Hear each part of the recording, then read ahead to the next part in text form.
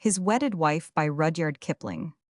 Cry murder in the marketplace, and each will turn upon his neighbor anxious eyes, that ask art thou the man we hunted Cain some centuries ago across the world, that bred the fear our own misdeeds maintain today. Vibart's Moralities. Shakespeare says something about worms, or it may be giants or beetles turning if you tread on them too severely. The safest plan is never to tread on a worm nut, even on the last new subaltern from home with his buttons hardly out of their tissue paper, and the red of sappy English beef in his cheeks. This is the story of the worm that turned for the sake of brevity. We call Henry Augustus Ramsay Faison the worm, although he really was an exceedingly pretty boy without a hair on his face, and with a waist like a girl's when he came out to the second chicorus, and was made unhappy in several ways. The chicorus are a high caste regiment, and you must be able to do things well, play a banjo or ride, more than a little, or sing or acto, get on with them. The worm did nothing except fall off his pony and knock chips out of gateposts with his trap, even that became monotonous after a time. He objected to whist, cut the cloth at billiards, sang out of tune, kept very much to himself, and wrote to his mamma and sisters at home. Four of these five things were vices, which the chicorus objected to, and set themselves to eradicate. Everyone knows how subalterns are by brother subalterns softened and not permitted to be ferocious. It is good and wholesome, and does no one any harm unless tempers are lost. And then there is trouble. There was a man Onsabut, that is another story. The chicorus chicared the worm very much, and he bore everything without winking. He was so good and so anxious to learn, and flushed so pink that his education was cut short, and he was left to his own devices, by every one except the senior subaltern, who continued to make life a burden to the worm. The senior subaltern meant no harm, but his chaff was coarse, and he didn't quite understand where to stop. He had been waiting too long for his company, and that always sours a man. Also, he was in love, which made him worse.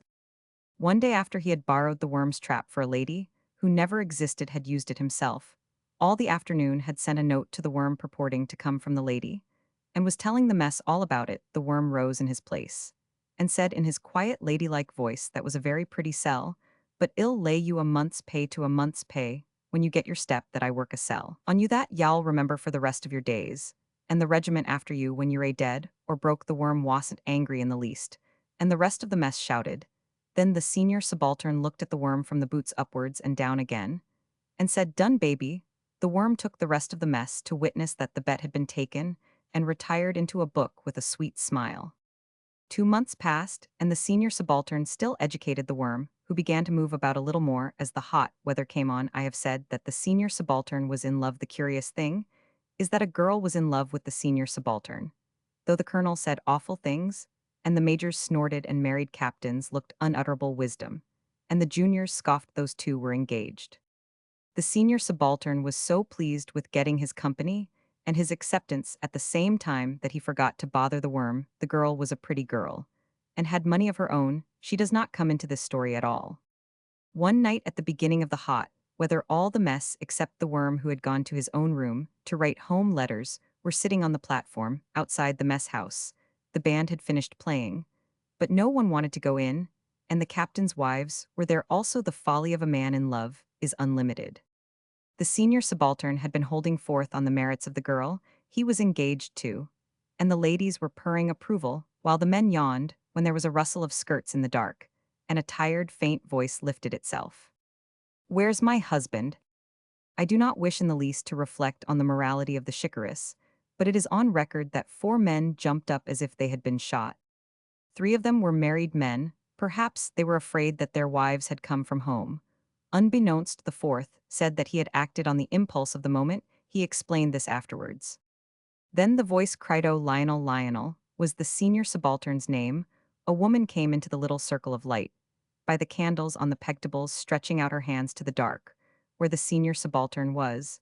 And sobbing, we rose to our feet, feeling that things were going to happen, and ready to believe the worst in this bad small world of ours. One knows so little of the life of the next man, which, after all, is entirely his own concern, that one is not surprised. When a crash comes, anything might turn up any day for anyone. Perhaps the senior subaltern had been trapped in his youth. Men are crippled that way occasionally. We didn't know we wanted to hear, and the captain's wives were as anxious as we. If he had been trapped, he was to be excused. For the woman from nowhere, in the dusty shoes and gray traveling dress, was very lovely with black hair and great eyes full of tears.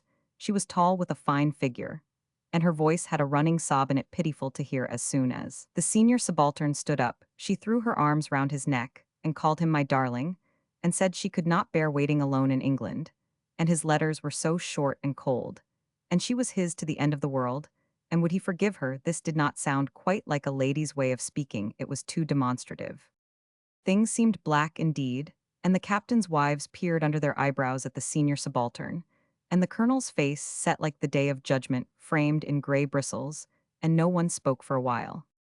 Next the colonel said very shortly, "Well, sir," and the woman sobbed afresh. The senior subaltern was half choked with the arms round his neck, but he gasped out, "It's a d lie.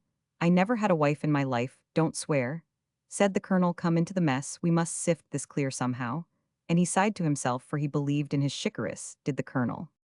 We trooped into the anteroom under the full lights, and there we saw how beautiful the woman was. She stood up in the middle of us, all sometimes choking with crying, then hard and proud, and then holding out her arms to the senior subaltern. It was like the fourth act of a tragedy. She told us how the senior subaltern had married her when he was home on leave 18 months before, and she seemed to know all that we knew and more too of his people. And his past life, he was white and ashy gray, trying now and again to break into the torrent of her words. And we, noting how lovely she was, and what a criminal he looked, esteemed him a beast of the worst kind. We felt sorry for him, though. I shall never forget the indictment of the senior subaltern by his wife. Nor will he. It was so sudden, rushing out of the dark, unannounced into our dull lives. The captain's wives stood back, but their eyes were alight, and you could see that they had already convicted and sentenced the senior subaltern. The colonel seemed 5 years older. One major was shading his eyes with his hand and watching the woman from underneath it. Another was chewing his mustache and smiling quietly as if he were witnessing a play full in the open space in the center. By the Whistables, the senior subaltern's terrier was hunting for fleas. I remember all this as clearly as though a photograph were in my hand. I remember the look of horror on the senior subaltern's face. It was rather like seeing a man hanged, but much more interesting. Finally, the woman wound up by saying that the senior subaltern carried a double F Roman 1000 in tattoo on his left shoulder. We all knew that, and to our innocent minds it seemed to clinch the matter. But one of the bachelor majors said very politely, "I presume that your marriage certificate would be more to the purpose." That roused the woman. She stood up and sneered at the senior subaltern for a cur, and abused the major and the colonel, and all the rest. Then she wept. And then she pulled a paper from her breast, saying imperially, "Take that, and let my husband, me lawfully wedded husband, read it aloud if he dare." There was a hush, and the men looked into each other's eyes as the senior subaltern came forward in a dazed and dizzy way and took the paper. We were wondering, as we stared, whether there was anything against any one of us that might turn up later on. The senior subaltern's throat was dry, but as he ran his eye over the paper, he broke out into a hoarse cackle of relief and said to the woman, "You young blackguard." But the woman had fled through a door, and on the paper was written, "This is to certify that I, the worm, have paid in full my debts to the senior subaltern, and further that the senior subaltern is my debtor by agreement on the 23d of February, as by the mess attested to the extent of 1 month's captain's pay in the lawful currency of the India Empire." Then a deputation set off for the worm's quarters, and found him betwixt and between, unlacing his stays with the hat, wig, serge dress, etc. On the bed he came over as he was, and the chicorous shouted till the gunner's mess sent over to know if they might have a share of the fun. I think we were all except the colonel, and the senior subaltern, a little disappointed that the scandal had come to nothing. But that is human nature. There could be no two words about the worm's acting. It leaned as near to a nasty tragedy as anything this side of a joke. When most of the subalterns sat upon him, with sofa cushions, to find out why he had not said that acting was his strong point, he answered very quietly, "I don't think you ever asked me. I used to act at home with my sisters, but no acting with girls could account for the worm's display that night. Personally, I think it was in bad taste. Besides being dangerous, there is no sort of use in playing with fire, even for fun." The chicorous made him president of the Regimental Dramatic Club, and when the senior subaltern paid up his debt, which he did at once, the worm sank the money in scenery and dresses.